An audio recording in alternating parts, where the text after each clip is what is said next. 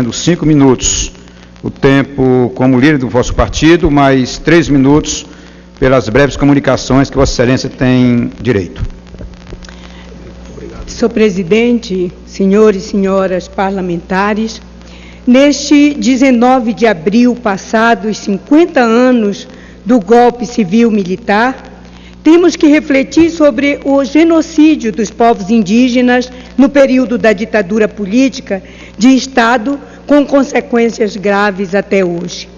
A ditadura capitalista reforçou o preconceito e o extermínio desses povos em nome do progresso, para atender os setores mais atrasados do latifúndio, da indústria, dos meios de comunicação e dos militares, os golpistas. A Comissão Nacional da Verdade afirma que 8.000 índios foram mortos. Um campo de concentração chegou a ser mantido pela FUNAI em Minas Gerais para punir rebelados. Índios de sul a norte foram expulsos, fugiram para os países vizinhos. Os que resistiam eram mortos ou confinados em reservas. A demora na demarcação das terras e o falso argumento de que essas áreas são improdutivas continuam até hoje. É grave que nenhum índio, aldeia ou povo tenha sido indenizado pela violência da ditadura e do capital privado. Outra herança maldita é o desprezo de alguns setores mais atrasados. No Amapá, a saúde indígena está falida, o dinheiro é mandado pelo governo federal, mas nunca chega aos índios, porque o PMDB local nomeou a mulher do promotor estadual Moisés Pereira, que anuncia se candidatar nas próximas eleições para ela presidir a CASAI. Aqui, a grilagem, as milícias, o confinamento viram proposições legislativas que devem ser arquivadas. É urgente que a sociedade brasileira corrija esta agressão. A demarcação de todas as suas terras é uma indenização mínima pelos crimes cometidos contra eles antes, durante e depois da ditadura. Enquanto não recuperamos essa verdade e não fizermos essa reparação histórica, o discurso anti-indigenista das forças que deram o golpe civil-militar se perpetua. No Amapá, o atual governo do Estado tem compromisso político com os direitos, a dignidade e a inclusão permanente dos cidadãos indígenas. O governador Camilo recebeu, mais uma vez, pela passagem do Abril Indígena no Palácio do Setentrião, 300 lideranças indígenas para debater suas demandas. Gestores indígenas cuidam da implantação de políticas públicas específicas. Reafirmo, senhor presidente, meu compromisso na resistência e luta para a justiça, a inclusão permanente e a igualdade entre os brasileiros, com as medidas compensatórias necessárias à manutenção dos direitos indígenas consignados na Constituição Federal.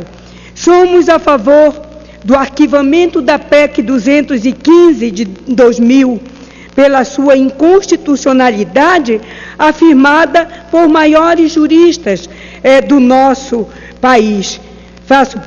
Participo da comissão especial que debate essa inconstitucionalidade contra as populações indígenas no nosso país, que pretende passar da União a competência para esse Congresso Nacional da identificação, demarcação e homologação das terras indígenas.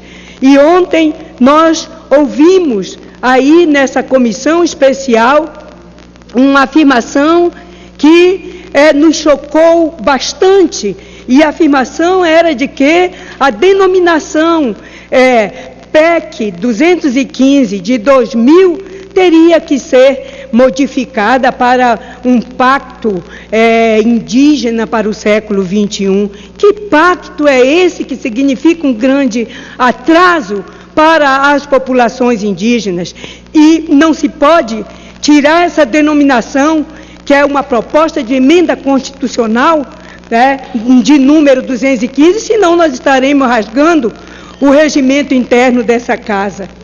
Outro assunto, senhor presidente, que eu trago a essa tribuna na tarde de hoje, foi a aprovação na noite de ontem da PEC 111, né, que beneficia os servidores dos ex-territórios do Amapá e de Roraima. E esses servidores comemoram essa aprovação no segundo turno de votação, um ano depois do primeiro turno.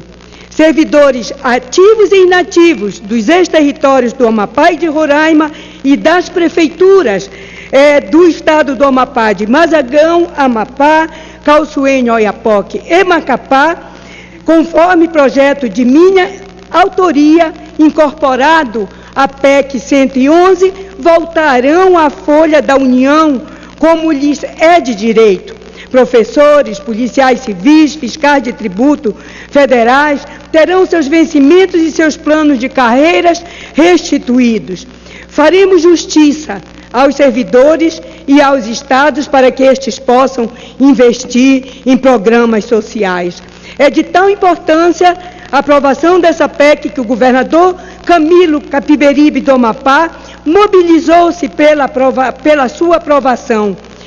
É justiça com os servidores e também com os estados que terão desoneradas significativamente suas folhas, o estado e os municípios. A atuação da bancada federal do Amapá, senhor presidente, isso deve ser afirmado aqui, do governador do estado, Camilo Capiberibe, do prefeito da capital, Macapá, Clécio Luiz, foi decisiva para a aprovação da PEC, que segue agora para o Senado da República. Foi um belo encerramento de semana para as populações do meu estado, o Amapá, e do estado de Roraima, a aprovação da PEC 111 na noite de ontem nessa casa. Muito obrigada, senhor presidente. Eu peço a divulgação desse meu discurso na Voz do Brasil e em outros meios de comunicação desta casa. Obrigada.